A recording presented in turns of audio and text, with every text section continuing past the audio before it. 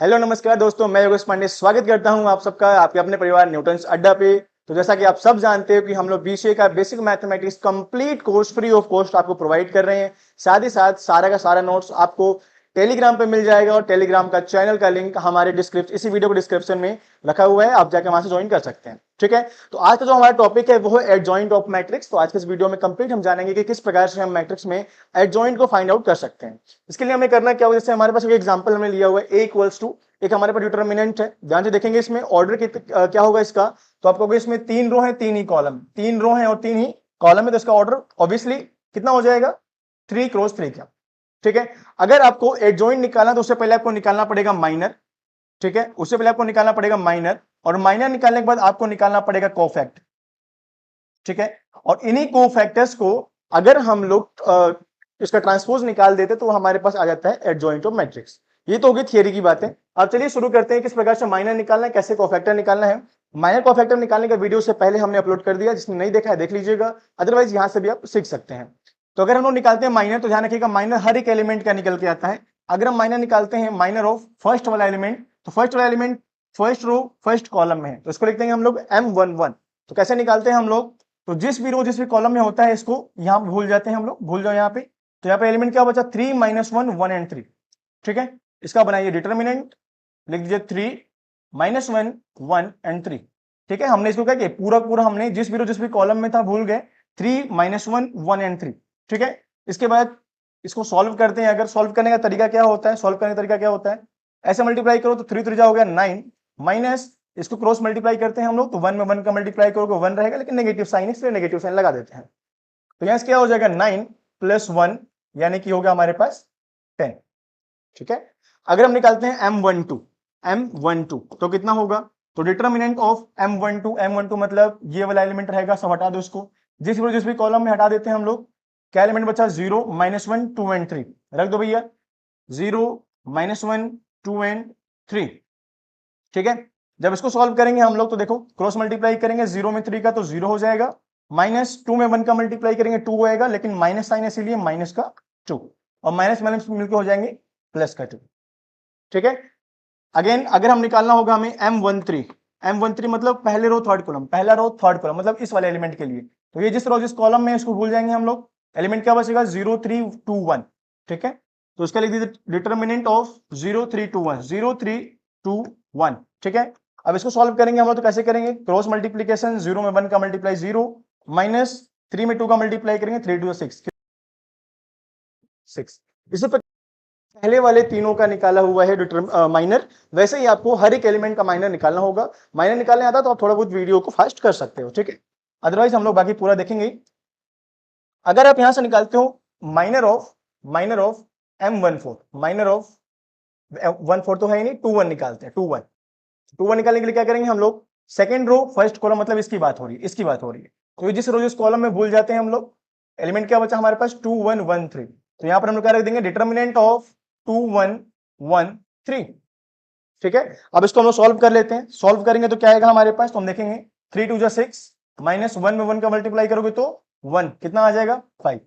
ठीक है, इस प्रकार से माइनर तो निकाल सकते हो। तो हम लोग क्या काम करते हैं, माइनर को फटाक से निकाल लेते हैं, उसके बाद सबको साथ साथ लिख देते हैं। तो M11 हमारे पास आया है 10, M11 हमारे पास आया है 10, लिख लेते हैं इसको अलग से। M11 हमारे पास आया है 10, फिर M12 कितना आया है, M12 हमारे पास आया है 2, M13 कितना है, M13 हमारे पास है माइनस का 6। ठीक है, ठीक है, और माइनर निकालते हैं हम लोग। ये सारे माइनर आपको एग्जाम में करके दिखाने हैं। ठीक है, यहाँ वीडियोस केवल आपको सीखना है किस प्रकार से माइनर निकालना होगा। अब हमें निकालना होगा M11 1 2 1 3 का निकल गया, अब हमें निकालना है माइनर ऑफ 2 1, माइनर ऑफ 2 1। तो कैसे निकालता हमने, तो जिस रो जिस कॉलम में कैंसिल कर दो। ठीक है, 3 2 6, माइनस 1 में 1 का मल्टीप्लाई करोगे तो 1। अब धीरे धीरे आप डायरेक्ट करने की कोशिश किया करो। ठीक है, तो कैसे करोगे, अब 3 2 6 माइनस में 1, 6 - 1 कितना आएगा 5, कितना आएगा 5। तो यहां आप लिख दो, यहां आप लिख दो कि माइनर ऑफ 2 1 इक्वल्स टू 5। ठीक है, ठीक है, अब सेम ऐसे निकालना है minor of 2 2, minor of 2 and 2। तो माइनर 2 2 मतलब इस वाले एलिमेंट की बात हो रही है। अब ये जिस रो जिस कॉलम में भूल जाओ।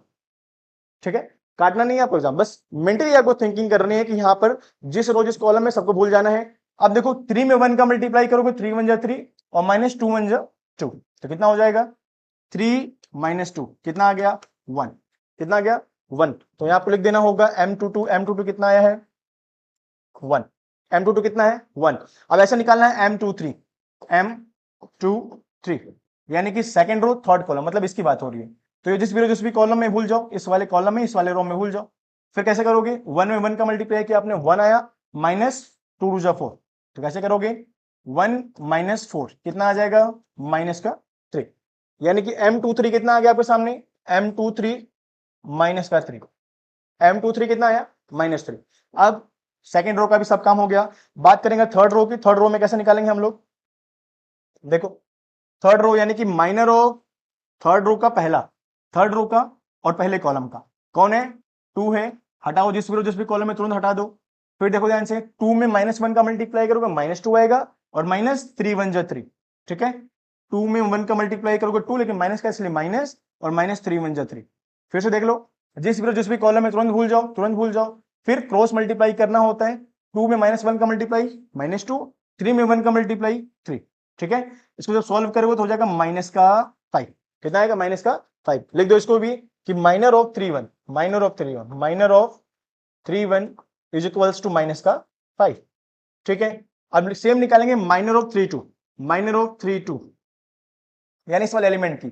अब इसको और जिस कॉलम में भूल जाओ तुरंत, फिर क्रॉस मल्टीप्लाई, 1 में -1 का मल्टीप्लाई करोगे -1 आएगा, और 1 में 0 से मल्टीप्लाई करोगे तो वो तो 0 हो जाएगा। इट मींस -1 -0 यानी वैल्यू आएगी -1।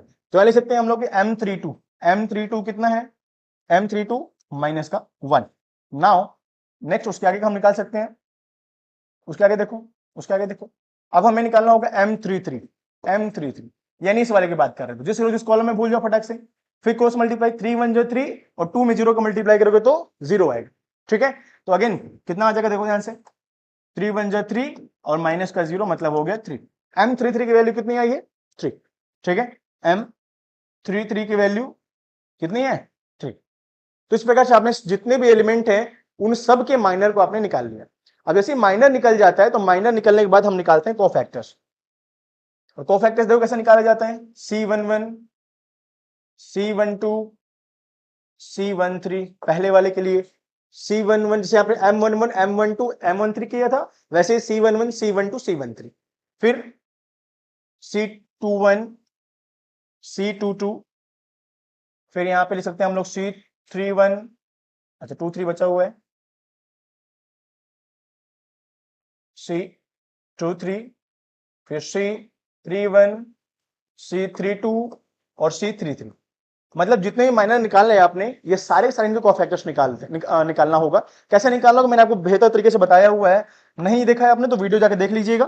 कैसे करना होगा, सिंपल ध्यान रखो, जितने वैल्यूज दिखाई दे रहे सब लिख दो। 10 C12 की जगह M12 की वैल्यू, C13 की जगह M13 की वैल्यू, 21 की जगह 21 का वैल्यू, ठीक है। 22 की जगह 22 की वैल्यू, 23 की जगह 23 की वैल्यू, 31 की जगह 31 की वैल्यू, 32 की जगह 32 की, और 33 की जगह 33 की वैल्यू, ठीक है। तो क्या माइनर कोफैक्टर बन जाएगा क्या, नहीं। अब यहां पर आपको साइन का ध्यान रखना है। कैसे, मैंने आपको बताया था कि जब भी आप इनको आपस में ऐड करोगे, इनको बोलते हैं रो एंड कॉलम INJ, ठीक है। जब इनको ऐड करो और आपके सामने कोई ओड नंबर आता है, मतलब कि 1 3 5 7 इस प्रकार से, तब साइन चेंज कर दो। 2 4 6 8 तो साइन चेंज मत करो, जो साइन है वैसे का वैसा रहेगा, ठीक है ना। अब ये क्यों होता है मैंने लास्ट वीडियो में आपको बताया हुआ है, ठीक है। अब ध्यान देखो 1 + 1 कितना होता है 2, इवन नंबर है इसलिए कोई भी साइन चेंज नहीं करेंगे। अगर ओड नंबर होता है तभी साइन चेंज किया जाता है, तो ध्यान देखो इसका साइन चेंज नहीं होगा। 1 और 2 मिलके होते हैं 3, ओड नंबर है साइन चेंज कर दो। 3 और 1 मिलके होते हैं 4, और इवन नंबर है छोड़ दो। 2 1 मिलके होते हैं 3, फिर साइन चेंज कर दो। 2 2 मिलके होते हैं 4, 4 इवन नंबर होता है साइन चेंज नहीं करना है। फिर 2 और 3 मिलके होते हैं 5, साइन चेंज कर दो, माइनस का क्या कर दोगे प्लस कर दोगे। फिर 3 1 मिलके होते हैं 4, इवन नंबर है साइन चेंज नहीं करना है। 3 और 2 मिलके होते हैं 5, साइन चेंज कर देना है। 3 और 3 होते हैं 6, इवन नंबर है इसलिए साइन चेंज नहीं करना है। तो इस प्रकार से आपने इस डिटरमिनेंट का आपने सारे माइनर और सारे कोफैक्टर्स फाइंड आउट कर लिए हैं। और जैसे ही आपके सामने माइनर एंड कोफैक्टर्स मिल जाते हैं तो एडजॉइंट आपके लिए आसान हो जाता है। क्या होता है एडजॉइंट, ध्यान से देख लो। अगर आपको निकालना हो एडजॉइंट ऑफ मैट्रिक्स ए, तो कैसे करते हो आप? सिंपल सा, जो आपके सामने कोफैक्टर्स आए हैं C11, C12, C13, C21, C22, C23, C31, C32, C33 का इसका क्या करना है? ट्रांसपोज। ये फॉर्मूला होता है। अब मान लो किसी को फॉर्मूला याद नहीं रहा एग्जाम के टाइम में, तो फॉर्मूला अगर आपको याद भी ना भी रहा तो देखो क्या तरीका होता है इसको याद करने का। देखो कैसे इसको याद रखोगे।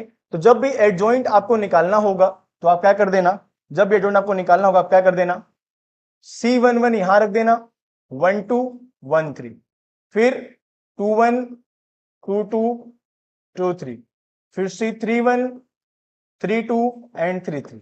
बस जैसे ही कोफैक्टर्स जो मैंने लिखा हुआ है वो कोफैक्टर्स उठा के यहाँ पुट कर दो, तो जो मैट्रिक्स बन के आएगा, जो डिटरमिनेंट बन के आएगा वो क्या हो जाएगा? एडजॉइंट। वो क्या हो जाएगा? एडजॉइंट। कैसे? Adjoint of A is equals to, ये हो गया हमारे पास डिटरमिनेंट का साइन, और इसमें हम रखने वाले हैं वैल्यूज को। और वैल्यूज कौन कौन से हैं ध्यान से देखो, C11 1 2 1 3, 10 -2 -6, ठीक है ना? 10 -1 -6, 10 -2 -6, 10 या -2 एंड -6, ठीक है? C11 1 2 1 3, 1 1 1 2 1 3, इन सभी को उठाकर हमने कॉलम बनाया। फिर -5 1 3, -5 1 एंड 3, ठीक है? और फिर हमें क्या करना है ध्यान से देखो, फिर नेक्स्ट यहां पे 3 2 तक, -5 1 एंड 3, -5 1 एंड 3, -5 1 एंड 3, ठीक है? -5 1 एंड 3, ठीक है? ठीक है, तो बना हुआ डिटरमिनेंट आपके सामने दिख रहा है, जो मैट्रिक्स का एक टाइप है। तो आप कह सकते हो कि इस प्रकार का बना हुआ डिटरमिनेंट का मैट्रिक्स क्या कहलाता है? एडजॉइंट ऑफ ए। तो पूरे वीडियोस का अगर मैं एक कंबाइंड बताने की कोशिश करूं, तो जब भी आपको एडजॉइंट निकालना होगा तो उसके लिए पहले आप निकालते हो माइनर, फिर माइनर से आप निकालते हो कोफैक्टर्स। माइनर कैसे निकालना होता है मैंने बता दिया आपको। जिस भी एलिमेंट का माइनर निकालना होगा उसके पूरे रो पूरे कॉलम को भूल जाते हैं, बचे हुए एलिमेंट से क्रॉस मल्टीप्लाई करते हैं और आपस में माइनस करते हैं, ठीक है? तो हमारे पास आता है माइनर। फिर जब माइनस से कोफैक्टर आपको निकालना होता है तो क्या करना होता है? देखना होता है कि वो प्लेस कहां है, जगह कहां पे है। तो 1 2 लिखा हुआ है या 1 4 लिखा हुआ है, 3 2 लिखा हुआ, जो भी लिखा हुआ, अगर ऐड करने पे इवन नंबर आएगा तो साइन चेंज नहीं करना है, अगर ऑड नंबर आएगा तो साइन चेंज कर देना है। क्यों ऐसा करना होता है, क्या फॉर्मूला होता है, वो सब मैंने माइनर कोफैक्टर में बता दिया हुआ है।